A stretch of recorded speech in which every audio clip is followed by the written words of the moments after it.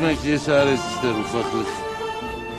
Gideceğin yer neresi olursa olsun sevdiklerinle arana mesafe girince varış yerinin hiçbir anlamı kalmaz. Vedalaşmak da zor iştir biliyor musun? Oturursun geminin kıçına, bakarsın sevdiklerine. Gittikçe ufalırlar, kaybolurlar gözler. O zaman anlarsın işte, vedalaşmak asıl kalana değil, gidene koyar. 100 defa söyledim sana, hüzünlü değil, mizacım böyle. Bak, şarabımla beraberim. Çocukluğumdan beri hayaller kuruyorum. Şarabımdan ayrılmadan hem de. Ben şarabımdan ayrılmıyorum. O da bana bunca gidene rağmen hala hayal kurdurmaya devam ediyor. Ne olmuş yani büyük adam olamadıksa? Hayallerimizi satmadık ya.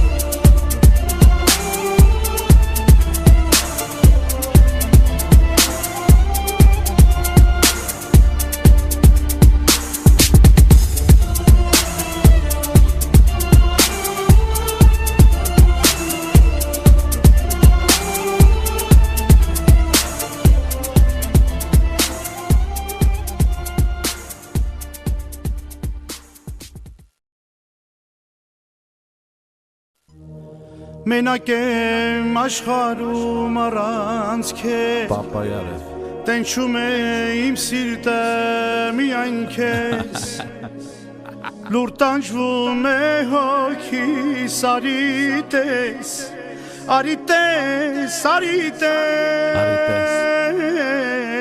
Մենակ եմ աշխարհում առանց քեզ Yes Տենչում է իմ սիրտը միայն քեզ Play life Լուր տանջվում է հոգիս Արի տես